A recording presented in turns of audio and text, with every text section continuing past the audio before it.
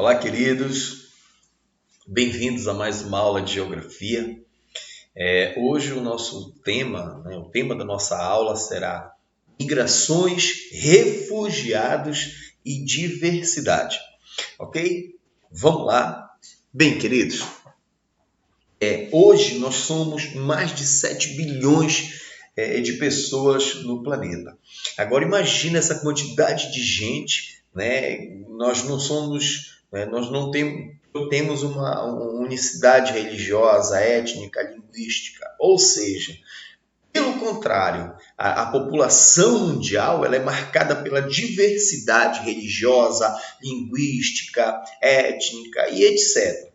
E isso vai reforçar a importância de ações que combatam a discriminação, seja ela cultural, étnica ou de qualquer natureza.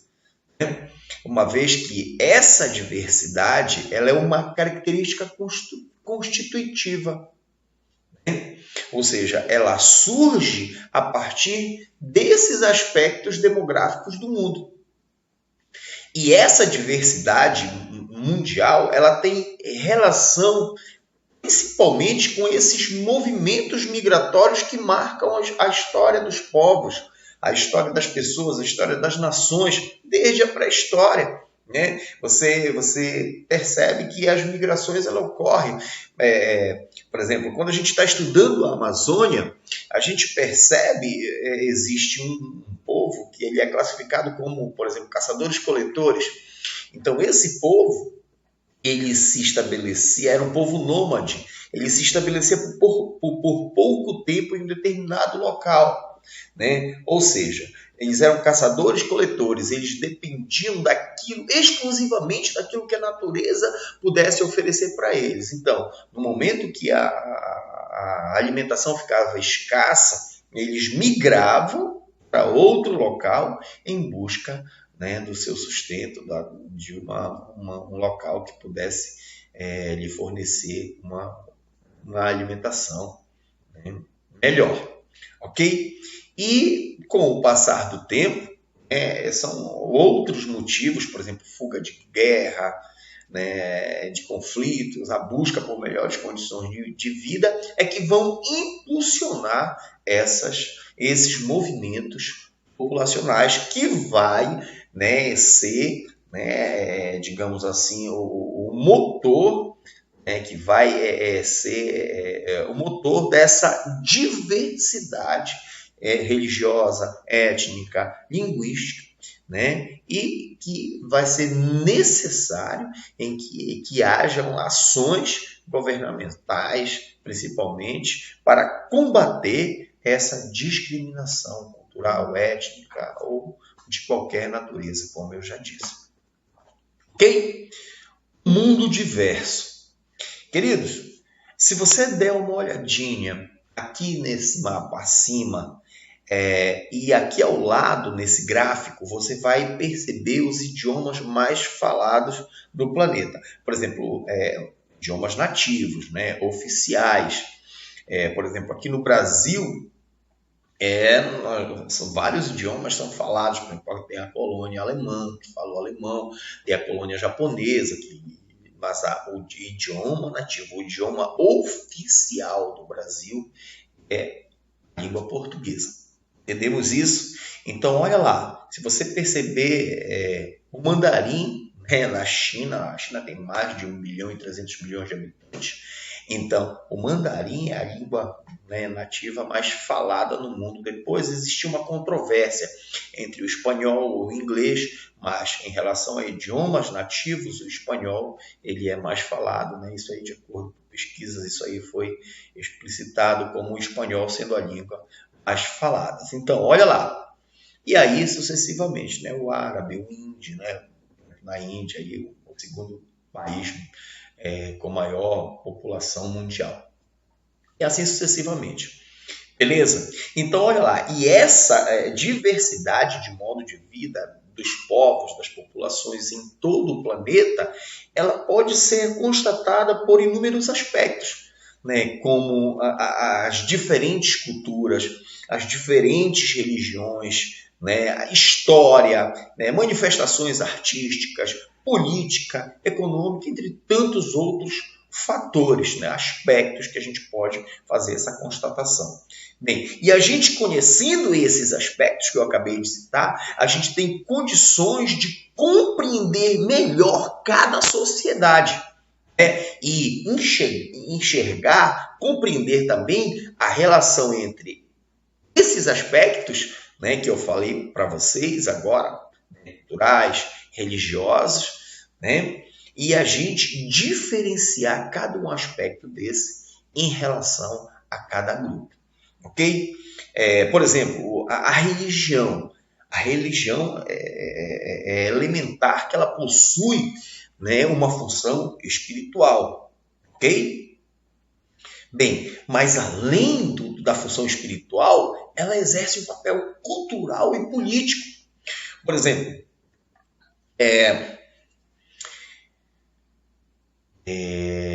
em Israel, por exemplo.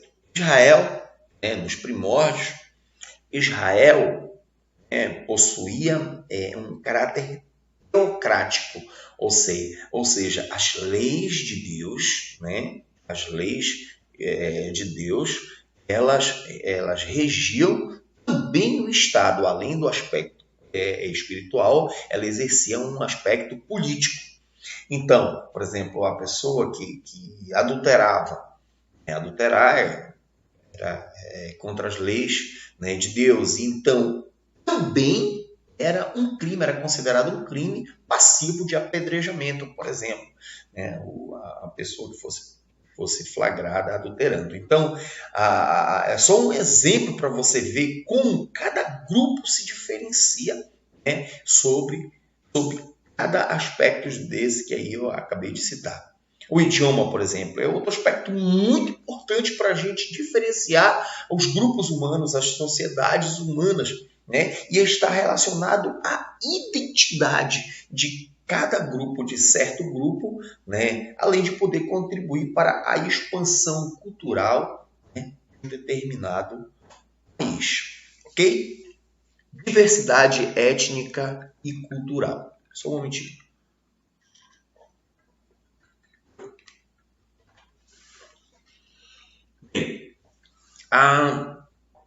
Dá uma olhadinha nesse planisfério aqui em cima. Esse planisfério ele é interessante. Ele retrata a diversidade étnica. E é interessante, nesse mapa, de acordo com a graduação de cor, você vai ter uma maior diversidade étnica. De acordo quando ele se aproxima para as cores quentes, que a gente chama na geografia, ou seja, para o marrom, ele tem maior diversidade étnica.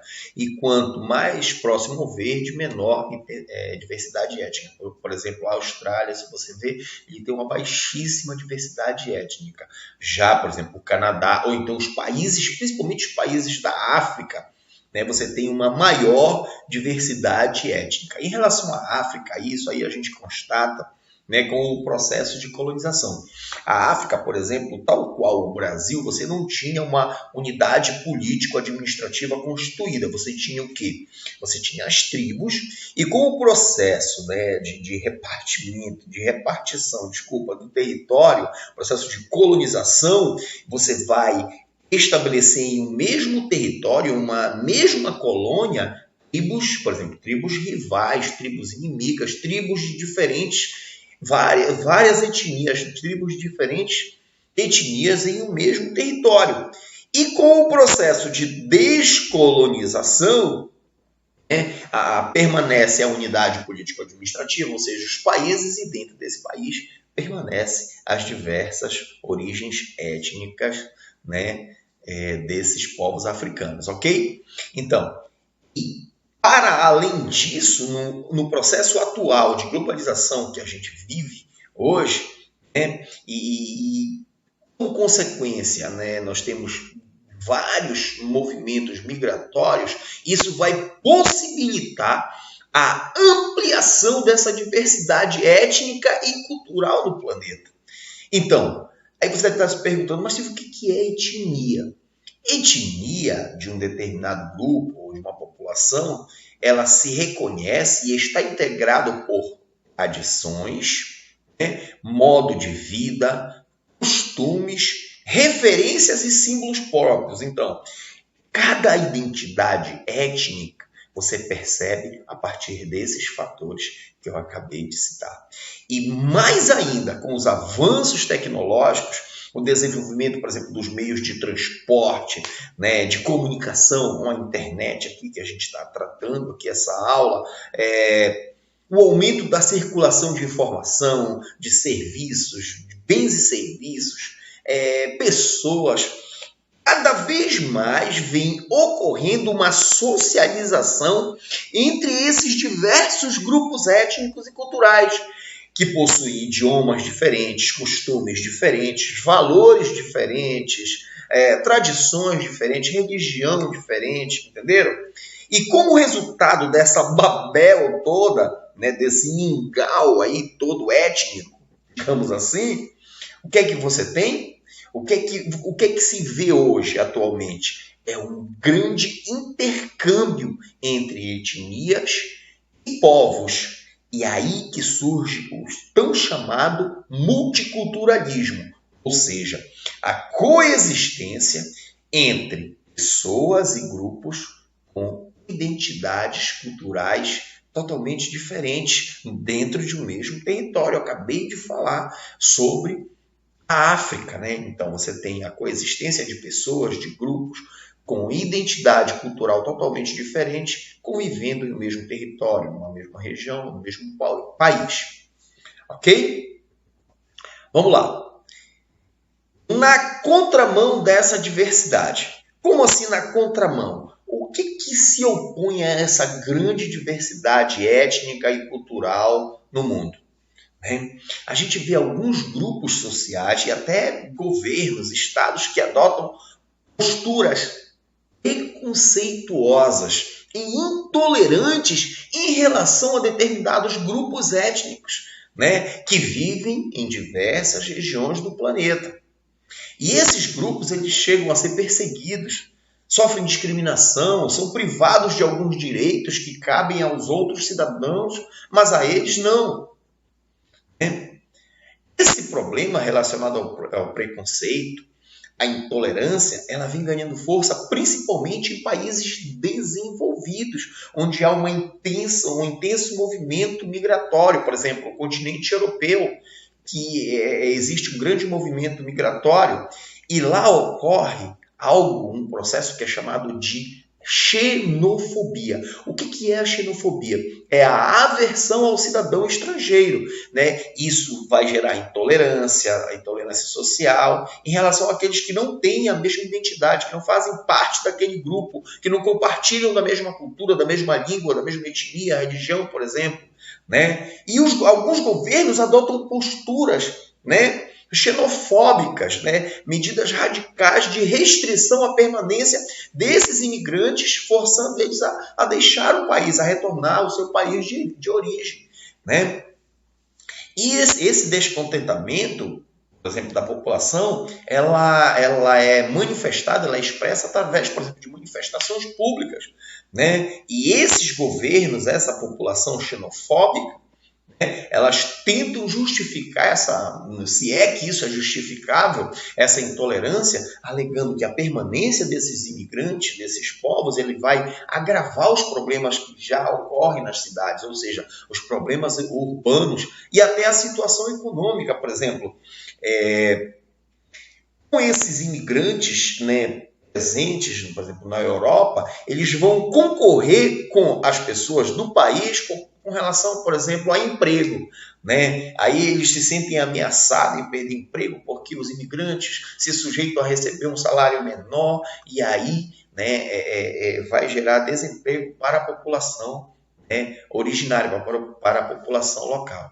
Ok? Claro que isso não justifica essa discriminação. Ok?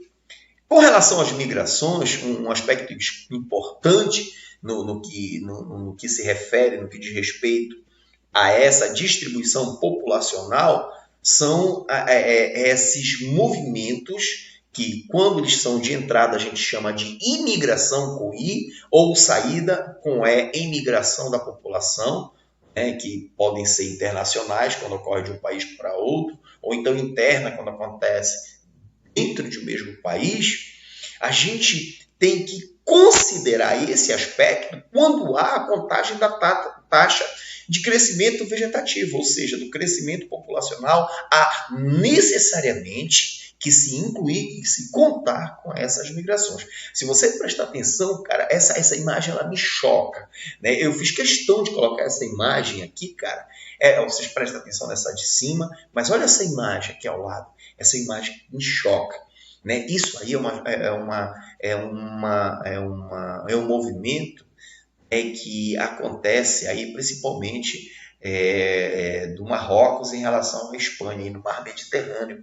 Pessoas com uma superlotação saem nos barcos. Se você vê aí, as pessoas saem numa corda, como diz lá no meu interior, a reboque, né? Então eles não têm lugar no barco principal porque não tem mais onde colocar gente. Então eles colocam algo do corpo para flutuar e se sujeitam a atravessar. Olha aí, dá uma olhada nesse horizonte aí, olha lá. Essa extensa, né, a área a ser percorrida dentro da água. É por isso que muitos não sobrevivem a essa travessia, a esse movimento migratório. Queridos, por isso que essa é uma imagem que me choca, né, que causa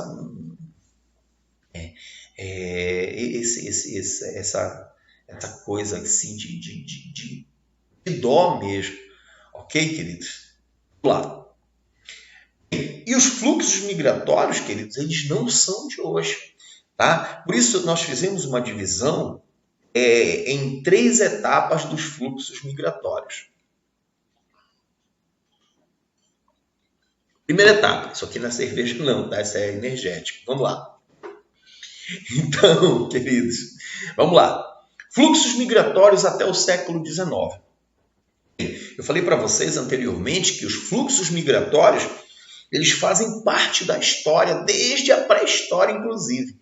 E, ao longo do tempo, eles vão tendo alguns motivos. Eles foram motivados pelas mais diversas razões, de acordo com o contexto social, político, territorial, histórico de cada momento, de cada território, de cada região.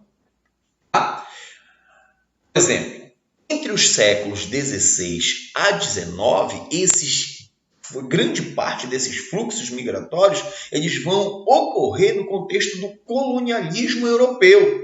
Ok? A expansão e a exploração territorial, a busca por matéria-primas, os novos mercados consumidores, a busca das especiarias, elas vão impulsionar esses fluxos migratórios, né, dessas potências europeias, principalmente Portugal e Espanha, né, para o continente americano, por exemplo, além do asiático, além do africano.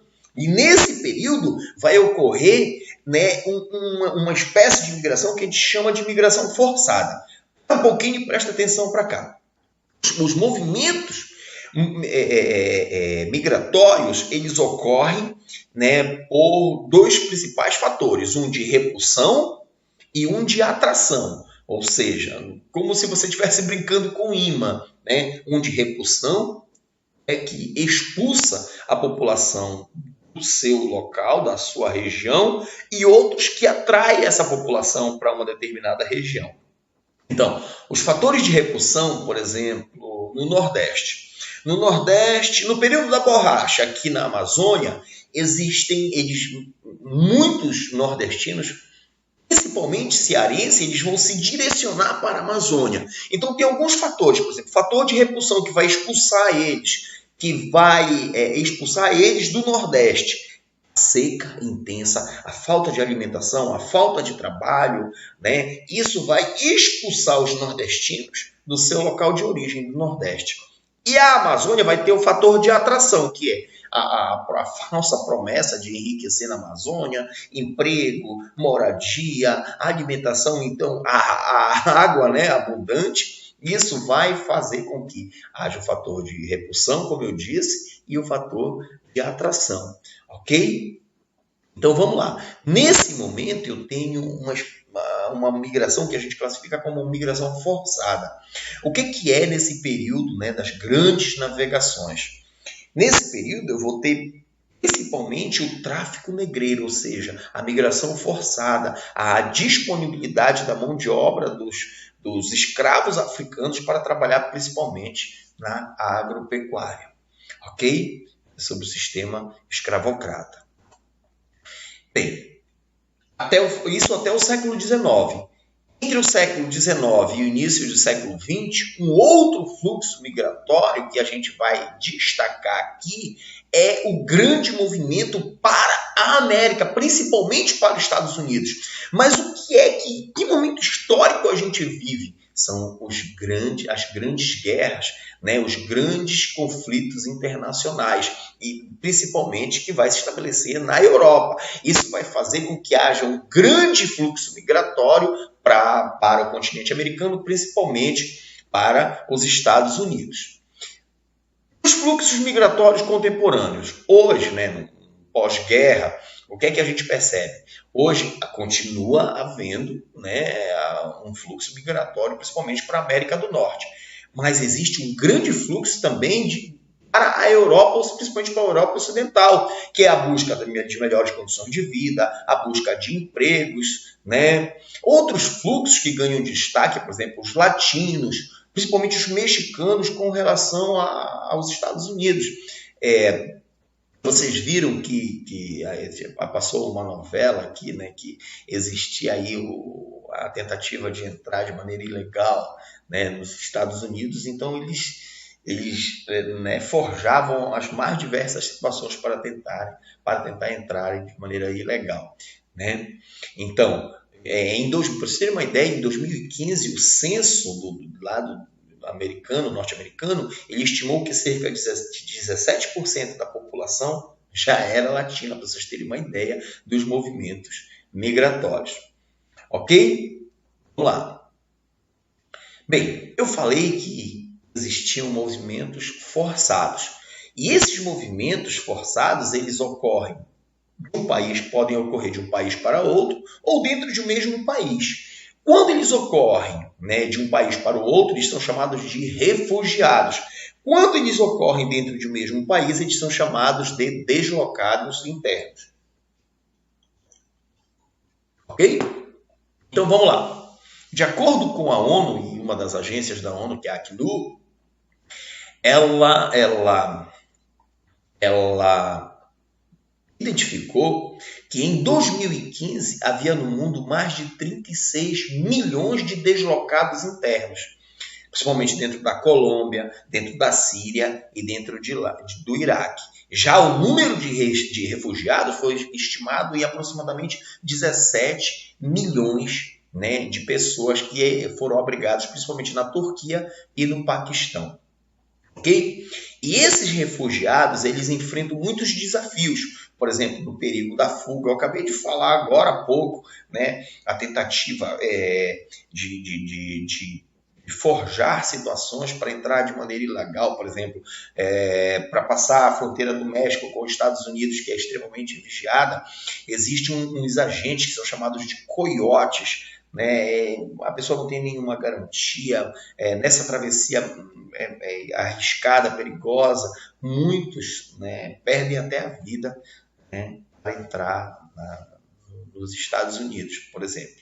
Ok? Aquela imagem que eu mostrei agora há pouco para vocês, né, também é um exemplo dos refugiados que navegam pelo mar Mediterrâneo, né, em embarcação sem nenhuma segurança, com lotação superior à que comportam, para tentar entrar na Europa. Existem também as migrações, os movimentos populacionais por desastres naturais. Preste atenção nessa imagem aqui.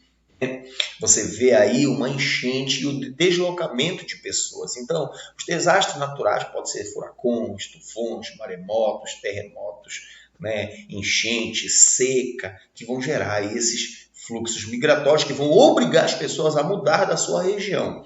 Nós temos um lance interessante aqui no Pará, na cidade de Marabá. A cidade de Marabá, né, no período das cheias, o rio sobe, parte da cidade, a cidade que é chamada de Cidade Baixa, ou Cidade Velha, ela fica submersa. E as pessoas saem, o movimento né, sazonal, temporário. Eles saem das suas residências, dessa parte da cidade que fica debaixo d'água, e vão para a parte alta, que é chamada de Cidade Nova. Quando o nível das águas baixam, os níveis das águas eles baixam, eles retornam para o seu local de origem. Ok, queridos? Vamos lá. Para você ter uma ideia, né, olha a quantidade, os brasileiros, por exemplo, o Brasil ele sempre foi um grande receptor de imigrantes. Eu já falei agora há pouco nos fluxos migratórios dos japoneses, dos espanhóis, portugueses, alemães e tal, dentre outros. Mas hoje os brasileiros eles estão espalhados por todos os continentes, né, em busca das tão sonhadas melhores condições de vida. Por exemplo, em 2014, já viviam aproximadamente 1.315.000 brasileiros, né, só nos Estados Unidos, para você ter uma ideia. Né? Aproximadamente 350 mil no Paraguai, né, aproximadamente 180 mil no Japão, 167 mil em Portugal, 130 mil na Espanha aproximadamente. E aqui em cima você tem um planisfério que retrata os brasileiros residentes no exterior. Esse mapa aí é de 2015. Ok? Queridos, muito obrigado mesmo.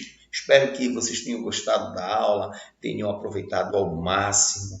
Ok, queridos? Fiquem com Deus. Beijo no coração.